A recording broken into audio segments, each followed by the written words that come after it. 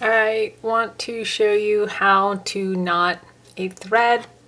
I know some people just ball it up and do it that way. You can do it that way.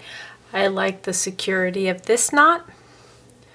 So you have the whole string here. This is the needle end and this is the end. You put it up like a cross. You hold the back and then wrap it around. I wouldn't do more than 4 times. After that it kind of falls apart.